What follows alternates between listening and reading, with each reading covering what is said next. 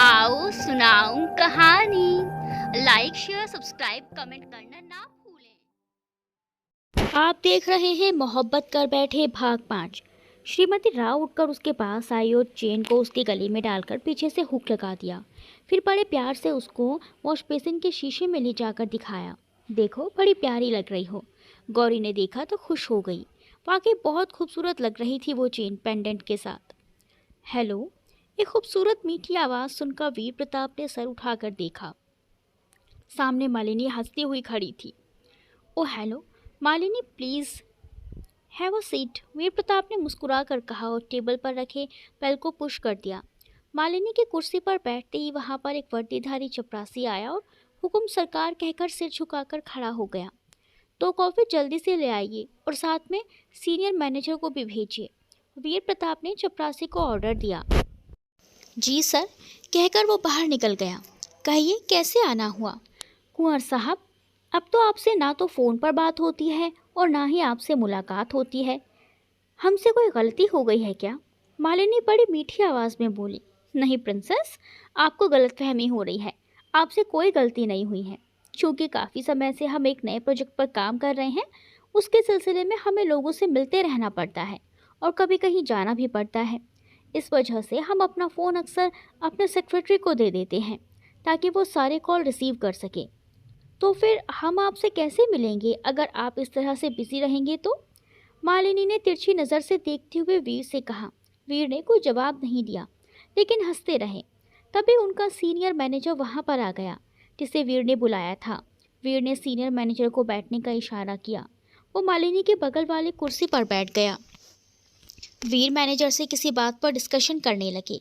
काफ़ी देर हो गई, दोनों के डिस्कशन खत्म ही नहीं हो रही थी।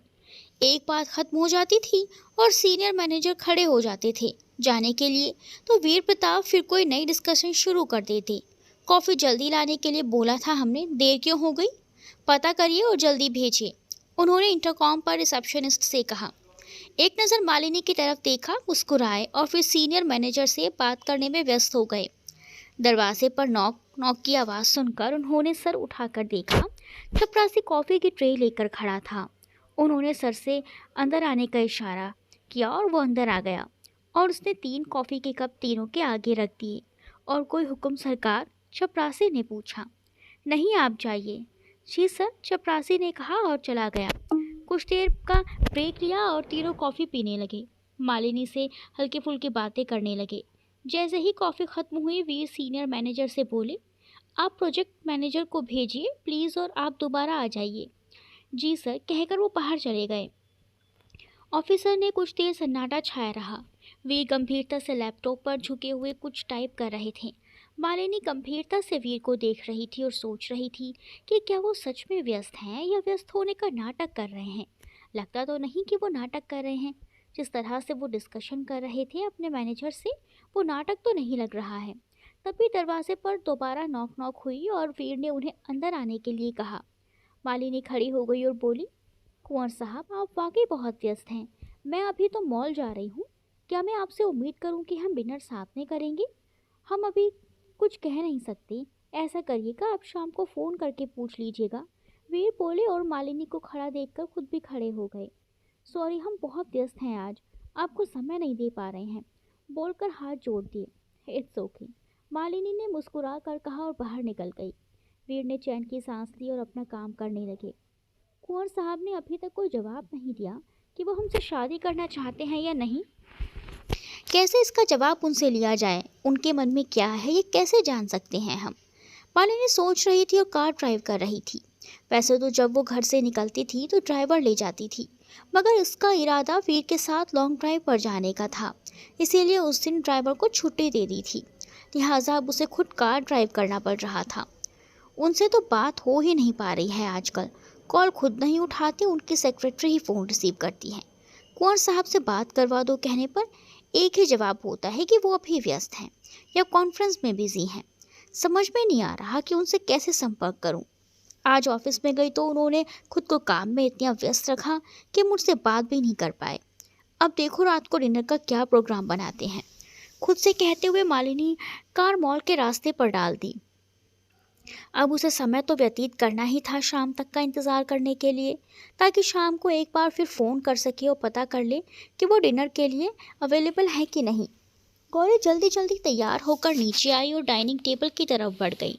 उसने देखा मॉम डाइनिंग टेबल पर ब्रेकफास्ट तैयार करके बैठी हुई इंतज़ार कर रही हैं।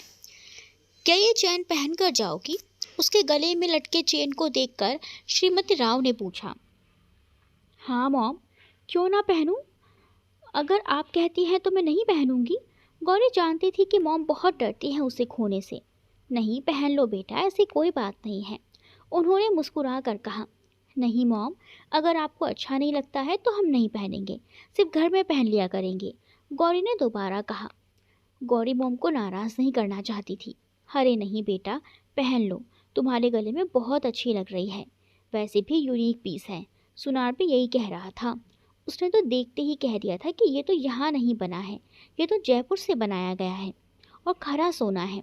श्रीमती राव मुस्कुरा कर बोली, ठीक है, अगर आप परमिशन देती हैं तो मैं पहन लेती हूँ। जब कभी आपको लगे कि मुझे नहीं पहनना चाहिए आप मुझे बता दीजिएगा, गौरी ने कहा और अपनी माँ के गले से लग एक प्यारा सा किस उनके गाल पर कर दिया।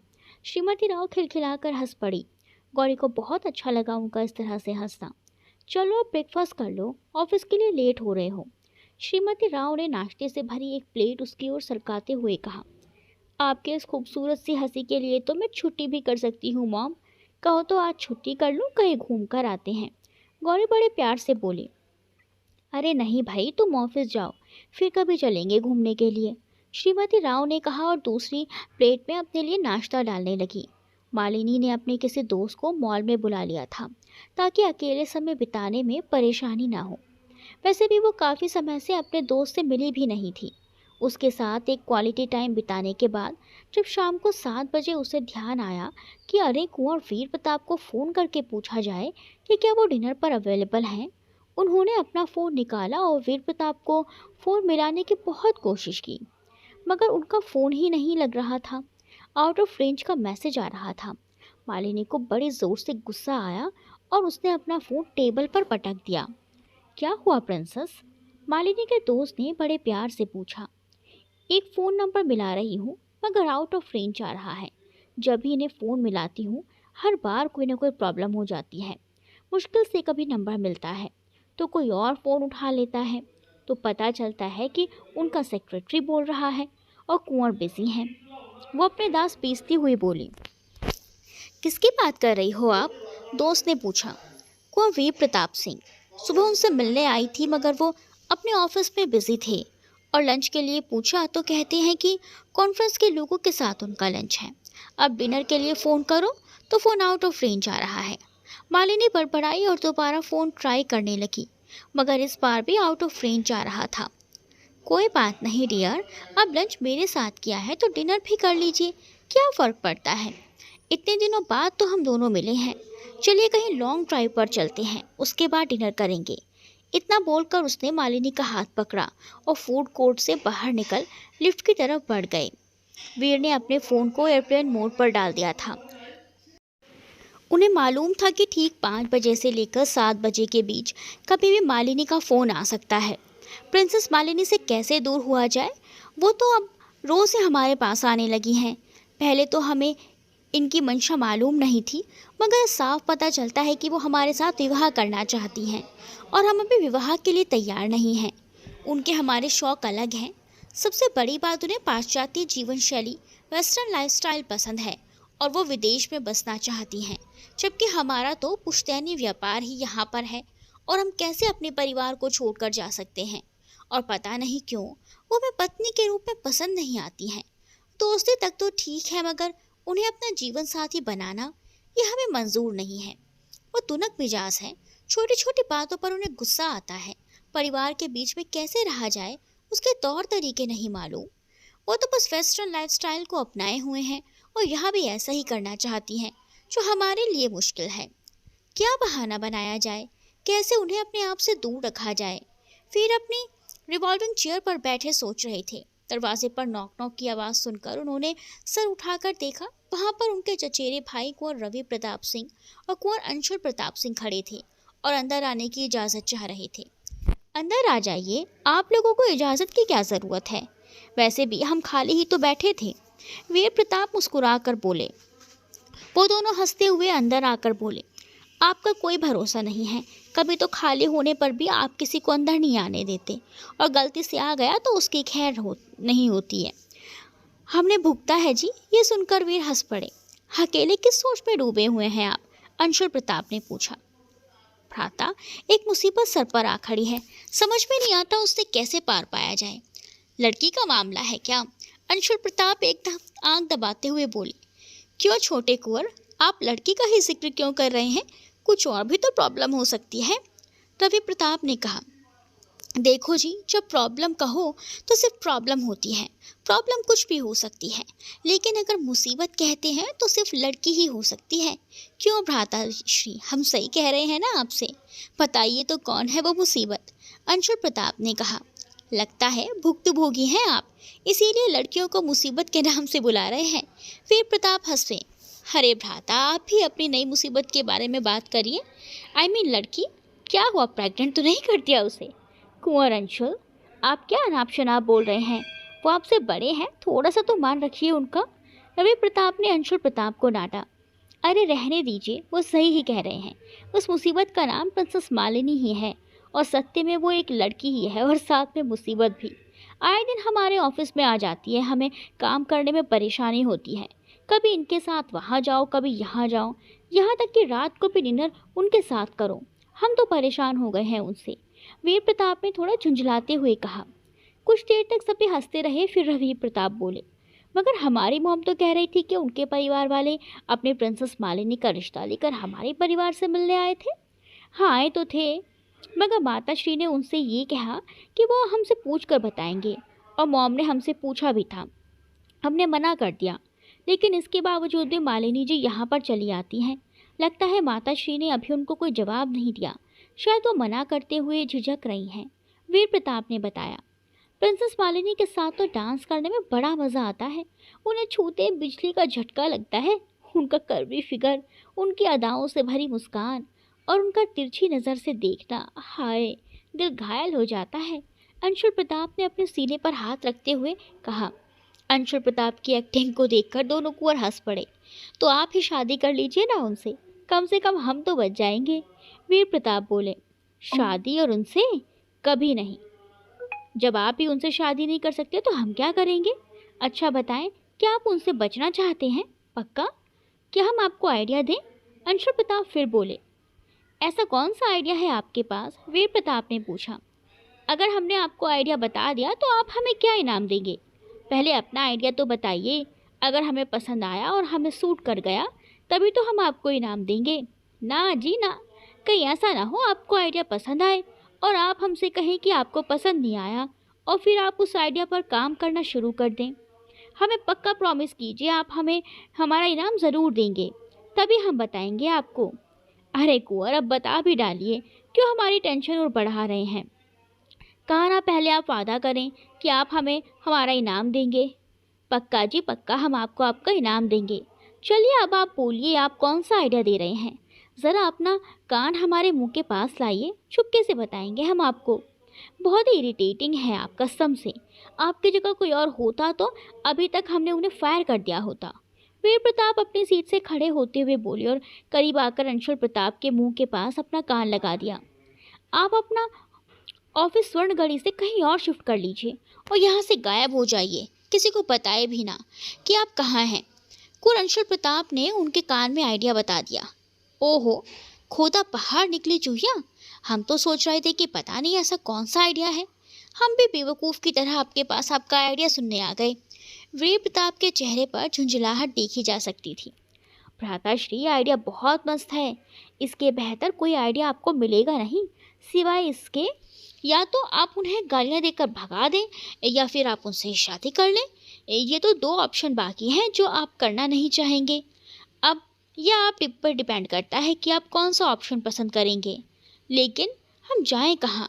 दिल्ली और मुंबई के ऑफिस हम जाना नहीं चाहते। इंदौर के अलावा कहाँ जा सकते हैं? और इंदौर यहाँ से ज़्यादा दूर नहीं है। भ्राताश्री, कम से कम उनके महल से तो काफ़ी दूर है। पूरे 24 घंटे लगते हैं मालिनी के रियासत से हमारे इंदौर ऑफिस पहुंचने में। अंशुल प्रताप ने कहा तो वीर प्रताप ने कोई जवाब नहीं दिया। सोच लीजिए, और अगर आइडिया पसंद आ जाए तो हमें हमारा इनाम ज़रूर दीजिएगा। कुंवर अंशुल सही कह रहे हैं भ्राताश्री, आपको उस पर गौर करना चाहिए। इतना कहकर रवि प्रताप भी हंस पड़े। चले महल वापस, अब तो जाने का वक्त भी हो गया है। रवि प्रताप ने पूछा। हम तो नहीं जा सकते हैं, कोई भरोसा नहीं है मालिनी जी का। महल में हमारा इंतज़ार कर रही हो तो चलिए फिर क्लब चलते हैं। काफ़ी दिन हो गए हैं हम तीनों एक साथ घूमे नहीं कहीं। अंशुल प्रताप बोले। चलिए फिर चलते हैं, आइडिया तो सही है। कहकर वीर प्रताप अपनी सीट से उठे और खड़े हो गए। उनको देखकर तीनों भाई भी खड़े हो गए और तीनों दरवाजे से बाहर निकल गए। वीर प्रताप अपने दोनों भाइयों के साथ क्लब चले गए और देर रात महल वापस लौटे। नंदन जी, क्या मालिनी जी महल में है? वीर प्रताप ने महल के हाउसकीपर नंदन जी को फ़ोन किया। नहीं सरकार, वो महल में नहीं आई हैं, नंदन जी ने जवाब दिया। वीर प्रताप ने संतोष की सांस ली और मुस्कुराते हुए बोले। चलिए जी, रास्ता खाली है, अब हम आराम से जा कर सो सकते हैं। इतना कहकर तीनों भाई ज़ोर ज़ोर से हंसने लगे। वैसे बड़े भ्राताश्री, आपने ये क्या सोचा है? आप अपना ऑफिस चेंज कर रहे हैं क्या? अंशुल प्रताप ने पूछा।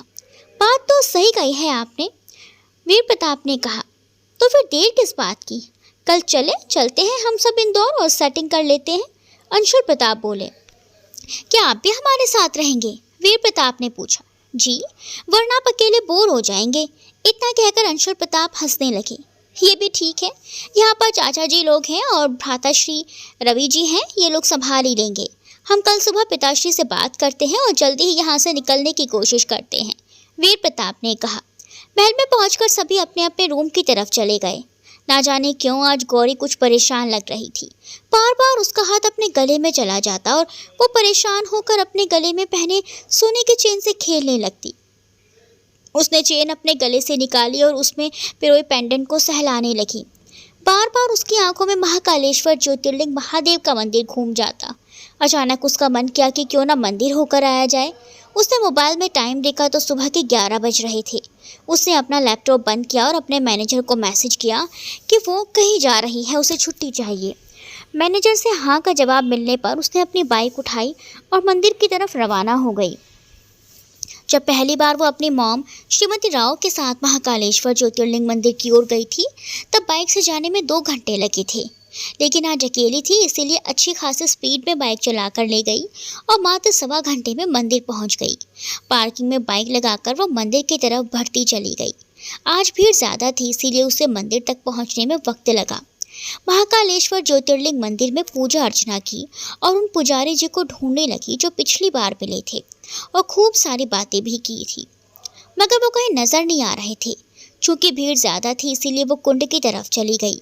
कुंड के किनारे बने हुए सीमेंटेड सीढ़ियों पर बैठकर पानी में पांव रख दिए और इधर उधर देखने लगी और सपने में आने वाली उन सभी बातों के बारे में सोचने लगी कि कहाँ पर क्या हुआ होगा। काफ़ी देर कुंड के पास समय व्यतीत करने के बाद उठी और दोबारा पुजारी जी को ढूंढने लगी। कुछ ही देर में वो उस जगह पर मिल गए जहाँ पहली बार मिले थे। आज तुमने देर कर दी बेटा, भोजन का समय समाप्त हो गया। पुजारी जी ने उसे देखते ही पहचान लिया। कोई बात नहीं पुजारी महाराज जी, हम तो सिर्फ आपसे मिलने आए थे और महाकाल के दर्शन करने आए थे और दोनों ही हो गए। अब हम वापस चले जाएंगे। अगर आप फ्री हैं तो 2-4 बातें हमसे कर लीजिए, कुछ हमें सिखा दीजिए। गौरी ने हंसते हुए कहा, बेटा हम तुम्हें क्या सिखा सकते हैं, तुम तो सब कुछ जानती हो। हम तो जोगी हैं, हमें दुनियादारी के बारे में क्या मालूम। हम आपसे दुनियादारी के बारे में कुछ नहीं जानना चाहेंगे। हमें तो आप ये बताएं कि हमें वो सपने बार बार क्यों आते हैं, और ये बताएं कि क्या बिछड़े हुए मिलते हैं कभी? क्या कभी ऐसा संजोग हुआ है कि बिछड़े हुए मिल गए हों? बेटा ये सब तो अपने कर्मों पर निर्भर करता है। हो सकता है पिछले जन्म में कुछ ऐसे कर्म हो गए हों आपसे कि इस जन्म में अपने परिवार से बिछड़ना पड़ा, और हो सकता है आपने अब कुछ ऐसे कर्म किए हों जिससे आपका परिवार बिछड़ा हुआ मिल जाए। ये तो एक भविष्य की बात है कि भविष्य में क्या होता है। रही बात बार बार वही सपना आने की, तो बात तो सिर्फ इतनी ही कह सकता हूँ कि कई बार बचपन में जो घटना घटित होती है वो बालमन और दिमाग में छप जाती है और बार बार सपने के रूप में आती है। लेकिन मैं एक बात कह सकता हूँ कि कभी निराश नहीं होना। जो है आपके पास उसमें खुश रहना। बिछड़े हुए लोग आपस में दोबारा मिले ना मिले, पर जो आपके पास फिलहाल है उनका ख्याल रखना, उनके साथ खुश रहना। जी आप सही कहते हैं, हम ऐसा ही करेंगे। गौरी ने अपने हाथ जोड़कर कहा। अच्छा बाबा, अब हम चलते हैं, लेकिन एक बात का ध्यान रखिएगा। अगर कोई मेरी तरह बिछड़ा हुआ होगा और कुछ पूछताछ करेगा तो उसका अता पता ज़रूर रख लीजिएगा। मैं आपसे मिलने आती रहूँगी। ठीक है बेटा, हम ऐसा ही करेंगे। पूर्व में ऐसे काफ़ी लोग थे जो पूछते थे, और आप ही की तरह कि उन्हें कोई पूछता है कि नहीं। हम आपकी बात का ख्याल रखेंगे। थोड़ी देर रुको, चाय का समय हो रहा है। मैं प्रसाद मंगाता हूँ, तब तक चाय भी आ जाएगी, पी कर जाना और प्रसाद लेते हुए जाना। पुजारी जी ने कहा और वहाँ से उठकर चले गए। गौरी बरामदे में बैठे उनका इंतजार करती रही। कुछ ही देर में पुजारी जी एक लड़के के साथ आए जिसके हाथ में चाय के 2 डिस्पोजल ग्लास और प्रसाद रखा हुआ था। लो बेटा, ये प्रसाद ग्रहण करो और चाय पी लो। इतना कहकर वो भी उनके सामने बैठ गए। गौरी ने प्रसाद ग्रहण किया और चाय पीते हुए कुछ और बातें की। जब चाय खत्म हो गई तो उसने पुजारी जी से जाने की इजाज़त मांगी और हाथ जोड़कर खड़ी हो गई। हम फिर आएंगे आपसे मिलने। पुजारी जी ने उसके सर पर हाथ रखा और आशीर्वाद देते हुए बोले, महाकाल तुम्हारी हर मनोकामना पूरी करे। गौरी ने एक बार मंदिर की परिक्रमा की और फिर वहां से निकलकर पार्किंग में आकर अपनी बाइक स्टार्ट की और अपने घर की ओर रवाना हो गई। आप यहाँ कब आई आप? वीर प्रताप ने अपने बेडरूम से होकर ब्रेकफास्ट के लिए डाइनिंग हॉल में गए तो मालिनी को वहाँ देखकर हैरान रह गए। जी हम यहाँ अभी कुछ देर पहले ही पहुँचे हैं। हमें मालूम था कि ब्रेकफास्ट पर तो आपसे मुलाकात हो ही जाएगी, इसीलिए हम आ गए सुबह सुबह। मगर आप हैरान क्यों हैं? रात जब हम लौटे थे तो हमने अपने हाउसकीपर से पूछा था कि आपने डिनर किया कि नहीं, मगर उसने कहा कि आप तो आए ही नहीं हैं। कहाँ रह गई थी आप? हम अपने दोस्त के पास चले गए थे। हमने सोचा डिनर में तो आप हमें मिलेंगे ही, इसीलिए दिन भर हम उन्हीं के साथ घूमते फिरते रहे। शाम को हमने आपको फ़ोन करने की बहुत कोशिश की, मगर आपका फ़ोन आउट ऑफ रेंज आ रहा था। मालिनी नाराज़गी दिखाते हुए बोली। जी आप सही कह रही हैं। हम अपने प्रोमोटर्स के साथ उस जगह पर चले गए थे जहाँ पर सिग्नल नहीं आ रहे थे। हम भी बहुत परेशान थे। हमें भी बहुत सारी कॉल्स करनी थी मगर नहीं कर पाए, सिग्नल्स ना होने की वजह से। वीर प्रताप डाइनिंग चेयर खींचकर उस पर बैठते हुए बोले, तो आज का क्या प्रोग्राम है आपका? अभी पता करके बताते हैं। इतना कहकर उन्होंने कुंवर अंशुल प्रताप की तरफ देखा जो उन्हीं की तरफ आ रहे थे। छोटे कुंवर, ज़रा बताइए हमारा आज का प्रोग्राम क्या है? इतना कहकर मालिनी से नज़र बचाकर उन्होंने आंखों से इशारा कर दिया। अंशुल प्रताप मुस्कुराए। आज तो आपके साथ होटल प्रोमोटर्स वालों के साथ भी मीटिंग है ना, और लंच के बाद आप इंदौर जा रहे हैं, शायद वहाँ पर 2 दिन रुकेंगे। सारा इंतज़ाम हो चुका है, आप यहाँ से 2 बजे निकल जाएंगे। 6 बजे आपकी वहाँ पर मीटिंग है, अंशुल प्रताप ने मोबाइल में देखकर कहा। इतना कहकर वीर प्रताप मालिनी की तरफ लाचारी से देखकर बोले, सॉरी मालिनी जी, हम तो बिज़ी हैं। कोई बात नहीं कुंवर साहब, आप अपना काम करिए, आजकल आप कुछ ज़्यादा ही बिज़ी रहने लगे हैं। ठीक है, हम चलते हैं। इतना कहकर मालिनी खड़ी हो गई। अरे बैठिए ना, ब्रेकफास्ट करके जाइएगा। और फिर यहाँ महल में माताश्री हैं, दोनों चाची साहिबान हैं, उनसे मिल लीजिएगा। सभी बहुत खुश होती हैं आपको देखकर। वीर प्रताप जल्दी से बोले, नहीं कोई बात नहीं, हम उनसे बाद में मिलेंगे। इतना कहकर मालिनी वहाँ पर एक पल भी नहीं रुकी और चलती बनी। उसे तो कुंवर वीर प्रताप पर बहुत गुस्सा आ रहा था। उसका मन कर रहा था कि अभी यहीं अपने रिवॉल्वर से उन्हें शूट कर दे। वो तेज़ी से निकलती हुई जा रही थी कि तभी सामने से आते हुए नौकर से टकरा गई और उसने अपना सारा गुस्सा उस नौकर पर उतार दिया। चिल्लाते हुए उसको थप्पड़ मार दिया। पीछे से वीर प्रताप, अंशुल प्रताप और रवि प्रताप देखते रह गए। इससे पहले कि वो कुछ कहते, मालिनी दनदनाती हुई बाहर निकल गई। ये तेवर हैं प्रिंसेस के, इतना कहकर तीनों मुस्कुराए। महल से बाहर निकलकर पार्किंग एरिया में पहुंचकर मालिनी ने अपने ड्राइवर को फ़ोन करके एक रेस्टोरेंट में बुलाया और यहाँ से कार चलाकर खुद रेस्टोरेंट पहुंच गई, जहां पर जाकर उसने ब्रेकफास्ट किया और अपने दोस्त को बुलाकर उसका और अपने ड्राइवर का वेट करने लगी। पिताश्री, हम इंदौर ऑफिस में कुछ समय काम करना चाहते हैं। वीर प्रताप ने अपने पिताश्री विक्रमादित्य प्रताप सिंह से बात करते हुए कहा। यहाँ आपका काम निपट गया हो तो चले जाइए, हमें कोई परेशानी नहीं है। वैसे भी हम चाहते हैं कि आप इंदौर रहकर वहाँ ऑफिस का काम संभालें। बड़े पिताश्री, क्या हम भी भाई साहब को ज्वाइन कर सकते हैं? अंशुल प्रताप ने पूछा। आप हमारे साथ हरगिज़ नहीं जा सकते हैं, वीर प्रताप अंशुल प्रताप की ओर आंखें दिखाते हुए बोले। क्या भ्राताश्री, हम तो आपको बहुत प्यार करते हैं, अच्छे अच्छे आइडियाज़ देते हैं, और आप हमें ही इस तरह से अपने आप से दूर कर रहे हैं। ये तो गलत बात है। बड़े पिताश्री, हम भी इनके साथ जा रहे हैं, अंशुल प्रताप ने कहा तो विक्रमादित्य प्रताप सिंह बोले। ठीक है, आप जाइए, मगर ज़्यादा शरारत ना कीजिएगा वहाँ जाकर। लेकिन पिताश्री, वीर प्रताप ने कुछ कहना चाहा। अब आपके साथ जा रहे हैं तो जाने दीजिए, आप अकेले वहाँ क्या करेंगे? आपको भी तो साथ की ज़रूरत पड़ेगी, विक्रमादित्य प्रताप बोले और उठकर चले गए। जाते जाते फिर कह गए, कुंवर अंशुल, आप इंदौर वाले महल की साफ़ सफाई करने के लिए फ़ोन कर दीजिएगा और सुरक्षा का विशेष ख्याल रखें। कुंवर अंशुल प्रताप, एक बात का ध्यान रखिएगा, आप लोग ऑफिस से छूटने के बाद महल के अंदर ही रहें, बाहर ना निकलें, वरना हम अपनी सुरक्षा को लेकर परेशान रहेंगे। जी बड़े पिताश्री, आपकी आज्ञा सर आँखों पर, अंशुल प्रताप ने सर झुका कर कहा। विक्रमादित्य वहाँ से चले गए। कक्ष में शांति छाई रही। उसके पश्चात अंशुल प्रताप खड़े होकर बिना म्यूजिक के डांस करने लगे। ज़्यादा खुश मत हो आप हमारे साथ जाने को लेकर, समझ में आ गई बात? वहाँ पर काम करना है, आराम नहीं। आपके तेवर देखकर लगता है आप पिकनिक पर जाने की तैयारी कर रहे हैं। भ्राताश्री, आप इंदौर चलिए तो सही, हम आपको बताएंगे ऑफिस को भी कैसे पिकनिक स्पॉट बनाया जा सकता है, अंशुल चहकते हुए बोले। अच्छा, आप कुछ काम भी कर लीजिए और हमें भी करने दीजिए। आपको पिताश्री ने फ़ोन करने के लिए कहा है, आप इंदौर महल के केयरटेकर को फ़ोन करिए। इतना कहकर वीर अपना लैपटॉप खोलकर बैठ गए और उस पर काम करने लगे।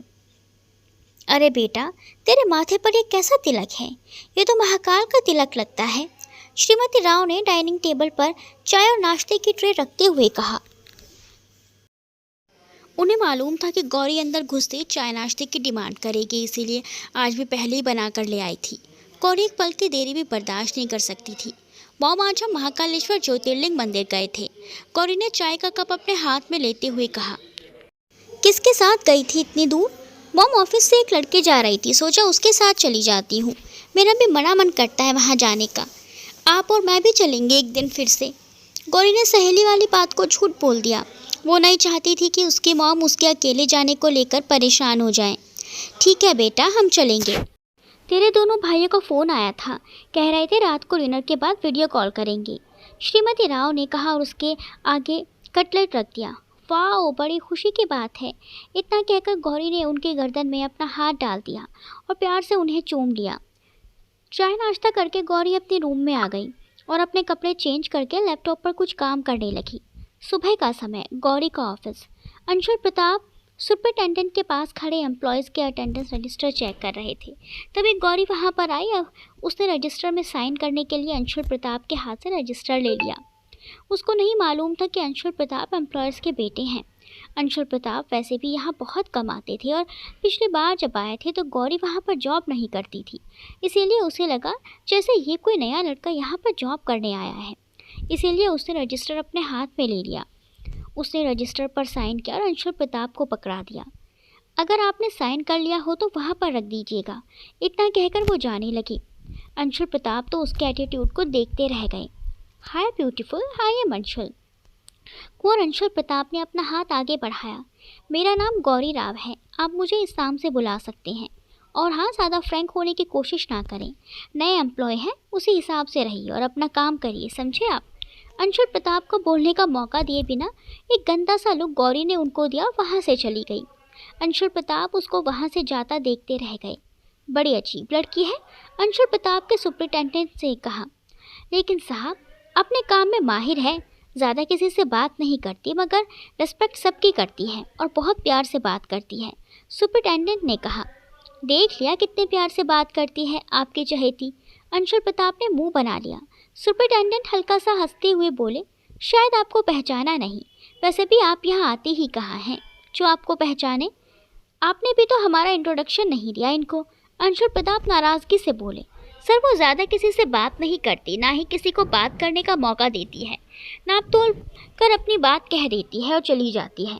आपने देखा ना, खुद भी आपको भी मौका नहीं दिया बात करने का, बल्कि आपको तो एम्प्लॉय समझकर नसीहत भी दे गई। इतना कहकर वो मुस्कुराए। चलो हम भी एम्प्लॉय बनकर इनके आगे पीछे डोलेंगे। आप उन्हें हमारे बारे में कुछ मत बताइएगा, अंशुल प्रताप ने कहा और वहाँ से वीर प्रताप के कैबिन की तरफ चले गए। सुपरिटेंडेंट क्या बोलते, वो तो मालिक हैं, उनकी मर्जी जो करें। वो मुस्कुराए और उन्होंने हाँ में सर हिला दिया और अपना काम करने लगे। आज वीर प्रताप सिंह ऑफिस नहीं गए थे और वो महल में ही रहकर कुछ अरेंजमेंट कर रहे थे और अंशुल प्रताप को ऑफिस भेज दिया था। कुछ देर बाद अंशुल प्रताप प्रोजेक्ट मैनेजर के पास गए और उनसे काम समझने लगे। अंशुल प्रताप की निगाहें चारों ओर घूम रही थी और गौरी को ढूंढ रही थी, मगर वो इस डिपार्टमेंट में नहीं थी। वो तो अकाउंट्स डिपार्टमेंट में अपना काम कर रही थी। क्या बात है सर, आप कुछ ढूंढ रहे हैं? प्रोजेक्ट मैनेजर ने अंशुल प्रताप को इधर उधर देखते हुए देखा तो पूछ लिया। नहीं, ऐसी कोई बात नहीं है, मैं तो ये देख रहा हूँ कि ऑफिस का वातावरण कैसा है, डेकोरेशन कैसा है। अंशुल प्रताप ने गंभीर स्वर में कहा और दोबारा से अपनी निगाहें मैप पर जमा दी। लंच का समय हो गया था। सभी एम्प्लॉयज़ कैंटीन की ओर चले गए और लंच करने लगे। अपने भाई के कैबिन में बैठे अंशुल प्रताप कुछ सोच रहे थे। तभी उन्होंने कांच के शीशे में देखा गौरी कैंटीन की तरफ जा रही है। वो मुस्कुराए और तुरंत अपनी सीट से उठे और उस तरफ चल दिए जिस तरफ गौरी चली जा रही थी। गौरी ने कैंटीन में जाकर एक कोने की सीट पकड़ी और उस पर बैठ गई। घर से वो अपना खाना लेकर आई थी, मगर कैंटीन का चटपटा आलू चाट उसे बहुत भाता था, इसीलिए उसने एक आलू चाट की प्लेट का ऑर्डर भी दे दिया था। उसने अपना टिफ़िन खोला और चुपचाप से खाने लगी। तभी अंशुल प्रताप वहाँ पर आए और खड़े होकर बोले, क्या मैं आपके पास बैठ सकता हूँ? गौरी ने अपना सर उठाया, उन्हें देखा और चारों तरफ देखा। काफ़ी सीट खाली पड़ी थी, मगर वो उसके सामने खड़े थे। गौरी ने उंगली से दूसरे टेबल पर जाने का इशारा किया। हम तो यहीं बैठेंगे आपके सामने। हम नए हैं ना, और हमें यहाँ के रूल्स के बारे में पता नहीं है। हम चाहते हैं कि आप हमें सिखाएं। वैसे आप किस डिपार्टमेंट में हैं? अंशुल प्रताप मुस्कुरा कर बोले, बड़े ठीक हैं आप। आपसे एक बार कह दिया कि आप दूसरे सीट पर बैठ जाइए, वहाँ भी खाली है। क्या आपको सुनाई नहीं देता है? उसने तेज़ आवाज़ में कहा।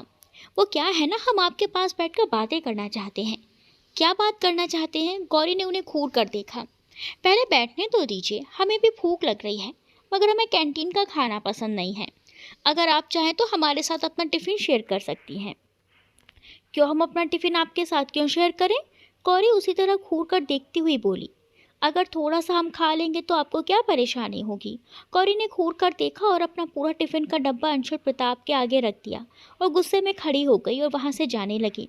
उसे गुस्से में देखकर वो भी खड़े हो गए और हाथ जोड़कर बोले, प्लीज़ बैठ जाइए, हमारा कोई गलत इरादा नहीं है। आप अपना खाना खा लीजिए, हम जा रहे हैं। नहीं खाएंगे हम आपका खाना। आपका व्यवहार नए एम्प्लॉय के साथ अच्छा नहीं होता, हमें इस बात का एहसास हो गया है। इतना कहकर वो वहाँ से जाने लगी। गौरी को खुद के लिए उनकी ये बात सुनकर अच्छा नहीं लगा। वो जल्दी से बोली, सुनिए, इधर आइए। अंशुल प्रताप रुके, पीछे मुड़े और उसके पास आकर खड़े हो गए। जी कहिए। अब आप ये खाना खा लीजिए। हमारा बर्ताव नए एम्प्लॉय के साथ हमेशा अच्छा होता है, मगर आप शुरू से हमारे साथ अजीब सा बिहेव करने की कोशिश कर रहे हैं, जो हमें अच्छा नहीं लगता है। हम आशा करते हैं भविष्य में आप हमारे साथ अच्छे से बर्ताव करेंगे और ज़्यादा बात नहीं करेंगे। आपकी भलाई इसी में है। चलिए अब ये खाना खाइए। इतना कहकर उसने पास में रखी आलू चाट की प्लेट उठाई और खुद खाने लगी। आप भी खाना खा लीजिए ना। अंशुल प्रताप ने खाना खाते हुए गौरी से कहा। नहीं, अब हम ये आलू चाट खाएंगे, हमें ये बहुत पसंद है और इस कैंटीन का आलू चाट बहुत टेस्टी है। अगर आप चाहें तो क्या हम आपको कॉफ़ी पिला सकते हैं? अरे अभी तो खाना खा रहे हैं, आप और कॉफ़ी भी पी लेंगे, पेट खराब नहीं हो जाएगा आपका? नहीं, कॉफ़ी से पेट खराब नहीं होगा, और वैसे भी ये खाना बहुत ही हल्का और स्वादिष्ट है, इससे पेट खराब नहीं होगा। सच बताएं, हमने इतना स्वादिष्ट खाना कभी नहीं खाया। बहुत अच्छा बना है। किसने बनाया है? आपने? नहीं, हमने नहीं। ये खाना हमारी मॉम ने बनाया है। वो दुनिया की सबसे अच्छी कुक हैं और सबसे अच्छी मॉम भी। गौरी की आंखों में श्रीमती राव का चेहरा आ गया और वो आंखें बंद करके उन्हें महसूस करने लगी। लंच खत्म करके और कॉफ़ी पीकर दोनों अपने अपने कैबिन में आ गए और काम करने लगे। अंशुल प्रताप आंखें बंद किए हुए गौरी के ख्यालों में खोए हुए थे। मॉम, क्या आप नहीं चाहती कि हमारी शादी हो? मालिनी ने अपनी माता हेमलता से कहा। अरे ऐसा कैसे हो सकता है? वो कौन सी माँ होगी जो अपनी बेटी की शादी करना नहीं चाहेगी? हेमलता ने बड़े प्यार से मालिनी से कहा। तो फिर आपने कुंवर साहब की माताश्री से दोबारा बात क्यों नहीं की? बेटा, हमारी तरफ से हमने उनके कानों में बात डाल दी है।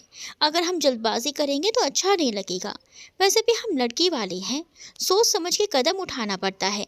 हेमलता ने मालिनी के सर पर प्यार से हाथ फेरते हुए कहा। मॉम, कुंवर वीर प्रताप हमारा फ़ोन भी नहीं उठाते और हम मिलने गए तो वो हमसे मिले ही नहीं, और जब मिले हैं तो ज़्यादा बातें भी नहीं की, अपने काम में व्यस्त रहे। इसका क्या मतलब समझे हम? इससे पहले भी तो उनको फ़ोन किया करते थे और वो सारे काम छोड़कर हमसे मिलने आते थे।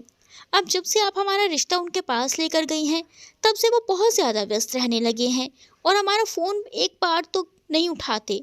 इसका क्या मतलब है? क्या हम ये समझे कि वो हमसे शादी नहीं करना चाहते, सिर्फ दोस्त बने रहना चाहते हैं? मालिनी ने उदास स्वर में कहा। चलो कोई बात नहीं, हम आज उनके देवरानी जी से बात करते हैं। डायरेक्ट रानी जी से बात करना सही नहीं रहेगा, हेमलता ने कहा। ठीक है मॉम, आप किसी भी तरह से हमारी शादी कुंवर वीर प्रताप से करवाएं। ये आप पर छोड़ते हैं कि आप कैसे करवाती हैं। मालिनी ने घूरकर अपनी माँ की तरफ देखा। ठीक है बेटा, हम अपनी तरफ से पूरी कोशिश करेंगे। वैसे वो तो आपके दोस्त हैं, आप उनसे मिलते रहा करें। जी ठीक है, आप जल्दी करिएगा, हम ज़्यादा इंतज़ार नहीं कर सकते। हमें अगले महीने यूएस भी जाना है, हमारी नई एल्बम निकलने वाली है। ठीक है प्रिंसेस, जैसा आप कहती हैं वैसा ही करेंगे। एक काम करिए ना, कुंवर साहब को भी यूएस साथ चलने का न्योता दे दीजिए। लेकिन मॉम, उनसे संपर्क ही तो नहीं हो पा रहा। न्योता देने की बात तो दूर की है। कोई बात नहीं, हम कभी उनके महल जाकर बात करेंगे। इतना कहकर राणा हेमलता अलमारी में जाकर एक मखमली बॉक्स निकाल लाई और मालिनी को दे दिया। क्या है ये? मालिनी हैरानी से बोली। बहुत ही सुंदर नेकलेस का सेट है आपके लिए। अभी पिछली बार हम जयपुर गए थे तो हमें अच्छा लगा, इसीलिए आपके लिए ले आए। Oh mom, you are so sweet. इतना कहकर मालिनी ने अपनी माँ को चूम लिया, फिर शीशे के सामने जाकर उस नेकलेस को निकाल कर पहनने लगी। कुंवर वीर प्रताप सिंह ने जैसे ही इंदौर ऑफिस में कदम रखा, सभी की निगाहें उनकी तरफ उठती चली गई। टॉल, हैंडसम, गुड लुकिंग, चेहरे पर गंभीरता ओढ़े, काली घनी पलकें, बड़ी बड़ी चमकदार घूरती हुई आंखें, जैसे किसी का एक्सरे करती हुई। माहौल में एक ऑरा सा बिखर गया था। उनके अंदर कदम रखते एक शांति छा गई थी। Good morning sir. जैसे जैसे वो आगे बढ़ते, फिजा में एक एक करके स्टाफ का स्वर गूंजता गया। वो जवाब में सर हिलाकर आगे बढ़ते जाते। एडमिन ब्लॉक पार करने के बाद उन्होंने प्रोजेक्ट डिपार्टमेंट की तरफ निगाहें घुमाई। कुछ देर रुके, देखा, फिर आगे बढ़ गए। ऐसे ही हर डिपार्टमेंट को बाहर से देखते ही देखते कुछ देर रुककर मुआयना करते, फिर आगे बढ़ जाते। सारे कैबिन में ग्लास की दीवारें थी, सब कुछ स्पष्ट नजर आता था बाहर से ही देखने पर। अचानक अकाउंट डिपार्टमेंट के एक कैबिन पर उनकी निगाहें गई, जहाँ पर गौरी सर झुकाए लैपटॉप में अपना काम कर रही थी। उसे तो कुंवर वीर प्रताप के आने का पता भी नहीं था। कुंवर साहब को तो ये याद भी नहीं था कि ये वही लड़की है जिसके पिता के मरने के बाद जॉब दी गई है। ये नई लड़की जब अपॉइंट की गई है। वीर प्रताप एक क्षण रुके और साथ चल रहे सीनियर मैनेजर से बोले, सर 1 साल होने को आया है इनको अपॉइंट किए हुए। ओ, इतना कर वो आगे बढ़ गए। लंच का समय हुआ, सभी लोग अपना टिफ़िन बॉक्स लेकर कोई कैंटीन की तरफ गया, कोई अपनी सीट पर बैठकर ही खाने लगा। मगर गौरी हमेशा की तरह अपना टिफ़िन लेकर कैंटीन गई और अपना आलू का चाट ऑर्डर देकर कोने में खाली पड़ी टेबल चेयर की ओर बढ़ गई। अभी बैठकर टिफ़िन खोला ही था कि अंशुल प्रताप वहाँ पर आ गए। गौरी को मालूम था कि वो उसका ही टिफ़िन शेयर करेंगे, इसीलिए एक्स्ट्रा खाना लेके आई थी। बैठिए सर। सर पे क्यों खड़े हैं? गौरी अपने साथ ले आए डिस्पोजल प्लेट को निकालते हुए बोली। वो क्या है ना, आज वर्कलोड ज़्यादा है, इसीलिए हमारा खाना जल्दी से प्लेट में डाल दीजिए, हम अपनी सीट पर जाकर खा लेंगे, अंशुल प्रताप बोले। बार बार उनकी निगाहें बाहर की ओर ही जा रही थी, जैसे जल्दी में हो। गौरी ने घूर कर उन्हें देखा, फिर डिस्पोजल प्लेट में खाना डालकर बाकी टिफ़िन बॉक्स से उनको पकड़ा दिया। लंच करने के बाद वापस मेरी सीट पर भिजवा दीजिएगा, कल फिर ज़रूरत पड़ेगी। जी जी ज़रूर भिजवा देंगे, अंशुल प्रताप बोले और टिफ़िन उठाकर जल्दी से बाहर चले गए। गौरी आराम से बैठकर अपना लंच करने लगी। उधर अंशुल प्रताप वीर प्रताप के डर से कैंटीन में गौरी के पास नहीं बैठ सके, इसीलिए अपना खाना लेकर गौरी के कैबिन में आ गए और वहीं जल्दी जल्दी खाकर टिफ़िन बॉक्स वहीं पर छोड़ दिया और हाथ मुंह रुमाल से साफ करते हुए वीर प्रताप के ऑफिस की तरफ बढ़ गए, जहाँ वो उनका लंच पर इंतज़ार कर रहे थे। इंदौर वाले महल का शेफ तरह तरह के स्वादिष्ट खाना बनाकर लेकर आया था और अब ऑफिस के लगे गेस्ट रूम में डाइनिंग टेबल पर सजा रहा था। कहाँ चले गए थे आप? हम कब से इंतज़ार कर रहे हैं आपका, वीर प्रताप बोले। वो काम ज़्यादा था तो इसीलिए लेट हो गए, इतना कहना था कि रोकते रोकते भी अंशुल प्रताप के मुंह से एक लंबी संतुष्टि भरी डकार निकल गई। सॉरी, उनके मुंह से निकला। क्या बात है, कहीं से कुछ खा कर आए हैं क्या?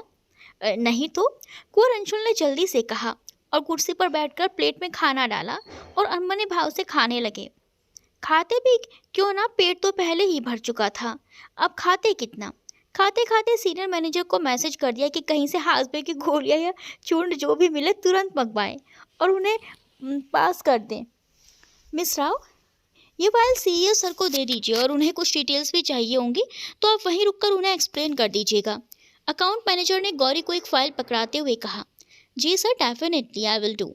इतना कहकर गौरी ने वो फाइल उनके हाथ से ले ली और अपना लैपटॉप बंद करके सीईओ के ऑफिस की तरफ चली गई।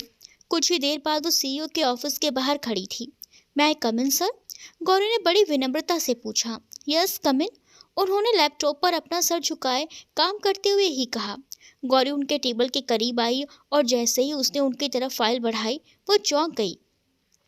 ये तो वही आदमी है जिसने हॉस्पिटल के पार्किंग में मेरे गाल पर थप्पड़ मारा था। एक अजीब से एहसास से उसका चेहरा गर्म और लाल हो गया। उस दिन उसे अपनी बहुत ही बेइज्जती महसूस हुई थी। साथ ही इस आदमी की वजह से वो अपने पिता से उनके जीवित रहते मिल भी नहीं पाई थी। गुस्से की एक लहर उसके शरीर से गुजर गई। कुंवर वीर प्रताप ने फाइल लेने के लिए अपना हाथ आगे बढ़ाया, मगर उन्होंने जब गौरी को देखा तो वो भी अचानक चौंक गए और अपनी रिवॉल्विंग चेयर से उठकर गौरी की ओर बढ़ने लगे। उन्हें अपनी ओर आता देखकर गौरी को बड़ा अजीब सा महसूस हुआ। उसने देखा उनकी नज़र उसके सीने पर अटकी हुई है। वो लगातार उसके सीने को घूरे जा रहे थे। बड़ा ही बदतमीज़ और बेशर्म आदमी है, दिन दहाड़े मेरे सीने को देख रहा है। इसकी हिम्मत तो देखो, वो मेरे पास आ रहा है। गौरी मन ही मन सोच रही थी और उसे गुस्सा भी आ रहा था। वीर प्रताप उसके करीब आए, रुके और अपना हाथ उसके सीने की तरफ बढ़ा दिया। ओ माय गॉड, ये कितना बदतमीज और बेशर्म आदमी है, सीधा मेरे सीने में हाथ मार रहा है। ये ध्यान आते ही उसका गुस्सा शर्म सीमा पर पहुंच गया। उसने जल्दी से टेबल पर रखे पेपर वेट को उठाया और उनके हाथ पर जोर जोर से मार दिया। उफ, what nonsense, bloody stupid girl, Veer Pratap के मुंह से जोर से निकला। उन्होंने अपना बढ़ा हुआ हाथ वापस खींच लिया और दूसरे हाथ से अपने हाथ को सहलाने लगे। उन्हें काफ़ी दर्द महसूस हो रहा था। बहुत बदतमीज लड़की हैं आप, आपने हमें मारा, आपकी इतनी हिम्मत? गुस्से में बोलते हुए वीर प्रताप उसके और करीब आए और झट कर उसके गले में मौजूद सोने की चेन खींच ली। ये वही चेन थी जिसे अभी कुछ दिनों से गौरी पहनती आ रही थी। हमारी चेन वापस करिए। गौरी ने गुस्से में उनके हाथ से चेन छीनना चाहा। ये गोल्ड चेन किसकी है? वीर प्रताप ने चेन को गौर से देखा और अपने हाथों से वजन करते हुए कहा, हमारी है और किसकी होगी? हमने पहना है तो हमारी ही है। सही सही जवाब दीजिए, कहाँ से मिली आपको? किसकी है ये गोल्ड चेन? किसी की चुराई तो नहीं है आपने? वीर प्रताप गंभीर स्वर में बोले। आपको क्या हम चोर नजर आते हैं? आपकी हिम्मत कैसे हुई हमें चोर कहने की? गौरी गुस्से से उबल पड़ी। क्या आपको बात करने की तमीज़ नहीं है? आपने सीईओ से कैसे बात करते हैं? वो गुर्राए। वीर प्रताप को भी गुस्सा आ गया था गौरी की अक्कड़ भरी बातें सुनकर। हमको बहुत अच्छी तमीज़ आती है अपने सीनियर से कैसे बात की जाए, लेकिन हमारे सीनियर भी तो ढंग से बात करें हमसे। आप तो हमसे बात किए बिना ही हमारे सीने पर हाथ ले जा रहे थे और ऊपर से हमारे सोने की चेन तोड़ दी और हमसे पूछ रहे हैं कि हमने कहाँ से चुराया है। आपने कैसे हिम्मत कर दी हमारे सीने में हाथ डालने की और हमारी चेन तोड़ने की? देखो लड़की, हम नहीं जानते तुम कौन हो, क्या हो। हमें इससे कोई मतलब भी नहीं है। हमने अपना हाथ इस पेंडेंट को देखकर आगे बढ़ाया था। हम सिर्फ इसे देखना चाहते थे, मगर तुम्हारी बेवकूफ़ी से हमें इसे तुम्हारे गले से खींचना पड़ा। हम आपसे सिर्फ ये कहना चाहते हैं कि ये जो पेंडेंट देख रही हैं, ये किसी राज परिवार का चिन्ह है। आपके हालात और हैसियत को देखते हुए तो लगता नहीं है कि आप किसी राज परिवार को बिलोंग करती हैं। फिर ये चेन आपके पास कहाँ से आई? आपको हमारे हालात और हैसियत को जज करने का कोई हक नहीं है, नहीं ज़रूरत है। आप हमारी गोल्ड चेन हमें वापस दे दीजिए। और हाँ, अच्छे से सुन लीजिए, ये चुराई हुई नहीं है। ये हमारे पास तब से है जब हम अपनी 5 साल की उम्र पूरी करके 6ठे साल में लगे थे और हमारे जन्मदिन पर हमारे पेरेंट्स द्वारा गिफ्ट में दिया गया था। इतना कहकर गौरी ने दोबारा अपने उस सोने की चेन पर झपट्टा मारा और अपने हाथ में ले लिया। उसे बड़ा दुख हो रहा था कि बड़ी मुश्किल से तो उसने अपनी मॉम से इसे पहनने की इजाज़त मांगी थी और वो भी इस खड़ूस आदमी ने तोड़ दिया। ऊपर से हमें चोर कहता है। गौरी उस चेन को अपने मुट्ठी में बंद कर तुरंत मुड़ी और कैबिन से बाहर निकल गई। अब हम इस कंपनी में काम नहीं करेंगे। हमें नहीं मालूम था कि इस कंपनी में आ जाएगा और हमारे साथ इतनी गंदी हरकत करेगा और अपनी मंशा पूरी ना कर पाने के कारण हमें चोर कहेगा। बड़बड़ाती हुई गौरी अपने कैबिन में आई। तुरंत ही एक रेजिग्नेशन लेटर लिखा और अपना सामान समेटकर मैनेजर के पास गई और उनके आगे रेजिग्नेशन लेटर रख दिया। इससे पहले कि मैनेजर कुछ समझ पाते उन्हें बिना कुछ कहे बाहर निकल गई। मैनेजर ने रेजिग्नेशन लेटर देखा तो उनकी आंखें हैरानी से चौड़ी हो गई। गौरी को घर जल्दी आया देखकर श्रीमती राव परेशान हो गई। क्या हुआ बेटा, तुम्हारी तबीयत तो ठीक है ना? हाँ मॉम, हम ठीक हैं, हमारी तबीयत को कुछ नहीं हुआ है। फिर जल्दी कैसे आ गई, क्या हुआ? सब ठीक है ना? श्रीमती राव परेशान होकर बोली। मॉम आप परेशान ना हो, सब ठीक है, बस हमने नौकरी छोड़ दी है, अब कोई दूसरी जॉब ढूंढ लेंगे। इतना कहकर गौरी अपने रूम में चली गई। गौरी ऑफिस में हुई घटना को अपनी मॉम को बताना नहीं चाहती थी। वो नहीं चाहती थी कि मॉम लॉकेट की पहचान को लेकर परेशान हो जाएं। गौरी को इतना तो एहसास हो गया था कि उसके सीईओ ने उस पेंडेंट को लेकर इतनी बड़ी बात कह दी तो सच ही कहा होगा कि वो पेंडेंट किसी राज परिवार का चिन्ह है। इसका मतलब ये किसी राज परिवार से संबंध रखती हैं। ये सोचते ही गौरी का मन अजीब सा हो गया। मैनेजर ने गौरी को रेजिग्नेशन लेटर देखा तो वो हैरान रह गए थे। उसने सीनियर मैनेजर को फ़ोन किया और रेजिग्नेशन लेटर के बारे में बताया। उसको रोको, अभी जाने मत दो, उसे मेरे पास भेजो, सीनियर मैनेजर ने कहा। मैनेजर ने चपरासी को नीचे पार्किंग में भेजा था कि वो गौरी को रोक सके, मगर कुछ देर में चपरासी ऊपर आकर बोला, सर मैडम वहाँ पर नहीं है, वो जा चुकी हैं। सीनियर मैनेजर ने अपना माथा पीट लिया। अब क्या हो गया इस लड़की के साथ, ज़रा सा भी सब्र नहीं है इसको। इतना कहकर उन्होंने फौरन कुंवर विक्रमादित्य प्रताप सिंह को फ़ोन लगा दिया और बता दिया कि गौरी ने जॉब से रिज़ाइन दे दिया है। उन्होंने वजह पूछी तो वो बोले कुछ खास मालूम तो नहीं है क्या हुआ, लेकिन हम अपने एक्सपीरियंस से ये कह सकते हैं कि वो कुछ ज़्यादा ही गर्म मिजाज है और हो सकता है स्टाफ में किसी से झगड़ा हो गया हो, इसीलिए चली गई है। रेजिग्नेशन लेटर में रीज़न क्या लिखा है? विक्रमादित्य सिंह ने पूछा। सर पर्सनल रीज़न लिखा हुआ है। ठीक है, आप रीज़न पता करने की कोशिश कीजिए, स्टाफ से पूछो क्या हुआ है क्या नहीं। हम 2 दिन में आते हैं, चेतन बिल्डर्स एंड प्रमोटर्स की मीटिंग है, तब तक आप इस लड़की का केस सॉल्व करिए, विक्रमादित्य प्रताप ने कहा और सोच में डूब गए। उस लड़की के पिता कृष्ण कुमार राव बहुत ही सज्जन व्यक्ति थे। गुस्सा तो उनको जैसे आता ही नहीं था, हमेशा उनको हंसता हुआ ही देखा, मगर ये लड़की अपने पिता से बिल्कुल उलट है, एकदम लड़ाका, कोई बात बर्दाश्त ही नहीं कर सकती। इसीलिए 1 साल में 2 बार पूरी तरह से उसका झगड़ा हो चुका है। एक बार तो रेजिग्नेशन लेटर भी दे दिया था, तब बड़ी मुश्किल से उसको समझाया गया था। ये तो अच्छा था कि हम उस समय वहीं पर थे और ये सब हमारे सामने हुआ था। वो जानते थे कि ये लड़की गर्म मिजाज रखती है, कोई गलत बात बर्दाश्त नहीं करती, लेकिन अपना काम बड़ी तन्मयता से पूरा करती है। अच्छी लगन है इसकी, हर काम सही तरीके से करती है। ये तो एक कीमती हीरा है जिसे हर कोई पाना चाहेगा और हम इस लड़की को खोना नहीं चाहते। बहुत आगे जाएगी ये लड़की, वो मन ही मन सोच रहे थे। आज गौरी की पूरी दोपहर जॉब ढूंढने में लग गई। कई जगह उसने एप्लीकेशन सबमिट कर दिया, मगर किसी ने भी उसे कब आना है या नहीं आना नहीं बताया। फ़ोन नंबर ले लिया और कहा कि जब हमें ज़रूरत होगी आपको फ़ोन कर देंगे, आप अपनी एप्लीकेशन सबमिट कर दीजिए। लंच का समय होने वाला था और वो इस समय खाली थी, मगर घर नहीं जाना चाहती थी। उसने अपनी बाइक घुमाई और महाकालेश्वर ज्योतिर्लिंग मंदिर के रास्ते पर डाल दी। लगभग 1 सवा घंटे बाद वो मंदिर पहुंच गई और पुजारी जी को ढूंढने लगी। उसे पता था इस समय लंच कर चुके होंगे, आराम कर रहे होंगे। गौरी उनके कमरे की ओर गई और बाहर बैठ गई। कौन है? आहट सुनकर पुजारी जी ने पूछा। हम हैं गौरी, इंदौर से, वही खोई हुई लड़की जो आपसे पहले मिल चुकी है। क्या आप सोए नहीं अभी? अरे हम दिन में सोते कहाँ हैं, बस यूं ही कमर सीधी कर लेते हैं। पुजारी जी चारपाई से उठे और बाहर बरामदे में आकर बैठ गए। क्या तुम अकेले आए हो? पुजारी जी ने फिर पूछा। जी महाराज, हम अकेले आए हैं। इतनी दूर से अकेले कैसे आ जाती हो तुम? अरे महाराज, हम अपनी बाइक पर आते हैं तो डर किस बात का नहीं है। पुजारी जी हंसे और बोले, अच्छा बताओ तुम्हारा यहाँ आने का प्रयोजन क्या है? कुछ नहीं, बस मन कर गया और हम आ गए। असल में हमने 2-3 दिन पहले नौकरी छोड़ दी और अब कहीं और नौकरी ढूंढ रहे हैं। काफ़ी जगह एप्लीकेशन देकर आए हैं। अब उसके बाद हम खाली हो गए तो हमने सोचा यहाँ महाकालेश्वर ज्योतिर्लिंग बाबा और आपसे मुलाकात कर लेते हैं। क्या तुमने भोजन किया? नहीं महाराज, भोजन का समय नहीं था और न ही हमें भोजन करने का मन कर रहा था, इसीलिए तो हम यहाँ आ गए। चलो अच्छा, कोई बात नहीं, अभी थोड़ी देर में तुमको चाय पिलाता हूँ। इतना कहकर वो आराम से बैठे और दोनों बातें करने लगे।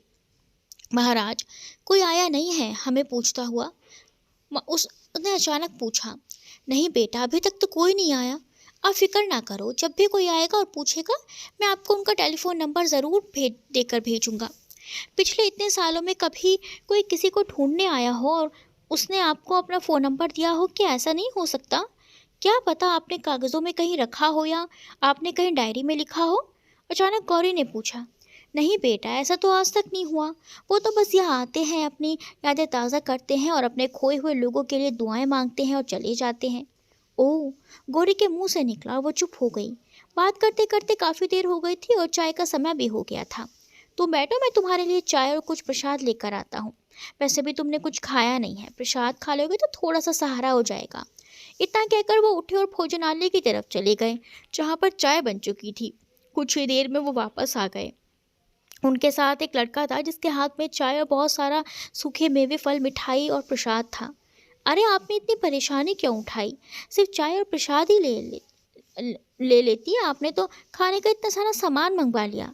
कोई बात नहीं बेटा, जिसके भाग में जितना होता है उसे उतना ही मिलता है। आज सुबह ही एक यजमान आए थे जो यहाँ सूखे मेवे काफ़ी सारे चढ़ा गए हैं। अब तुम्हारी किस्मत में है इनको खाना। चलो शुरू करो। इतना कहकर उन्होंने उसके आगे रखवा दिया, खुद चाय पीने लगे। जाते समय वो प्रसाद अपनी माता जी के लिए भी लेते जाना। पुजारी जी ने कहा, नहीं, घर नहीं ले जा सकते। अगर ले गए तो हमारी माता जी हमें डांट लगाएंगी कि हम यहाँ अकेले क्यों आए। पिछली बार तो कह दिया था कि अपनी सहेली के साथ यहाँ आए थे। कोई बात नहीं, एक बार फिर से कह देना कि आप अपनी सहेली के साथ आई थी। प्रसाद देखकर भी खुश हो जाएंगे और साथ में कह देना हमने विशेष रूप से उनके लिए दिया है। जी ठीक है, वैसा ही करूँगी, कौरी ने कहा और घड़ी में देखकर 4:30 बजने को आए थे। अच्छा, अब हम चलते हैं। आजकल दिन छोटे हो गए हैं, घर पहुँचते पहुँचते रात हो जाएगी, गौरी ने कहा और उठ खड़ी हुई। बेटा, कभी सुबह जल्दी आकर भस्म आरती में शामिल हो जाओ। क्या पता महाकाल तुम्हारी तमन्ना पूरी कर दे, तुम्हारे खोए हुए माता पिता तुम्हें मिला दे। जी, कभी समय निकाल कर हम अवश्य आएंगे, कौरी ने कहा और प्रसाद की थैली उठाकर खड़ी हो गई। पुजारी जी को प्रणाम करके वहाँ से आगे पार्किंग की ओर चली गई। मिस्टर देसाई, उस दिन आपने जो फाइल भिजवाई थी, हमें उसमें कुछ पूछना था। हमको उस लड़की को भेजिए हमारे पास ज़रा। वीर प्रताप इंटरकॉम पर अकाउंट्स मैनेजर से बोले। माफ़ करें सर, वो लड़की तो उसी दिन जॉब छोड़ गई थी जिस दिन आपके पास फाइल लेकर भेजा था। क्या? मगर क्यों? कुआं वीर प्रताप का मुंह खुला रह गया। पता नहीं सर, मैंने वो फाइल आपके पास भिजवाई थी, उसके बाद वो सीधा अपना रेजिग्नेशन लेटर देकर यहाँ से चली गई। उसके बाद यहाँ नहीं आई, अकाउंट मैनेजर ने जवाब दिया। तो फिर किसी और को भेजिए जो इस बारे में जानता है। ठीक है सर, हम असिस्टेंट अकाउंट मैनेजर को आपके पास भेज देते हैं, क्योंकि इस फाइल को इन दोनों ने मिलकर बनाया था। ठीक है, जल्दी भेजिए, कहकर वीर प्रताप ने फ़ोन काट दिया। वीर प्रताप उस घटना के बारे में सोचने लगे जिस दिन वो लड़की उनके कमरे में आई, और उसके गले में पड़े लॉकेट और पेंडेंट को देखकर वीर प्रताप हैरान रह गए थे और वो उस लॉकेट को हाथ में देकर देखना चाहते थे कि किस राज परिवार का है ये। इसीलिए उन्होंने अपना हाथ आगे बढ़ाया था। पता नहीं लड़की ने क्यों गलत समझ लिया और इतना सोचते ही उसका ध्यान अपने हाथों पर गया जहाँ पर उसने बड़ी ज़ोर से पेपर वेट मार दिया था। मगर इतनी सी बात पर जॉब छोड़ देना, ये क्या बात हुई? सच में कहीं वो लॉकेट और पेंडेंट चोरी का तो नहीं है? कहीं चोरी ना पकड़ी जाए इसीलिए यहाँ से इस्तीफ़ा देकर चली गई? वो पेंडेंट है तो किसी राज परिवार का, मगर इस लड़की के पास कैसे आया? इसके परिवार को देखकर लगता तो नहीं है कि ये लोग राज परिवार के हैं। वीर प्रताप सोचे जा रहे थे। वो अपनी सोचों में इतने डूबे हुए थे कि उन्हें ध्यान ही नहीं था कि कब उनके सामने उनके पिता विक्रमादित्य प्रताप सिंह आकर खड़े हो गए। अब कुआं वीर प्रताप और गौरी को उनकी अपनी अपनी ये सोच किस मोड़ पर लेकर जाती है, देखते हैं हम सभी मिलकर। तो बने रहिएगा साथ मोहब्बत कर बैठे में।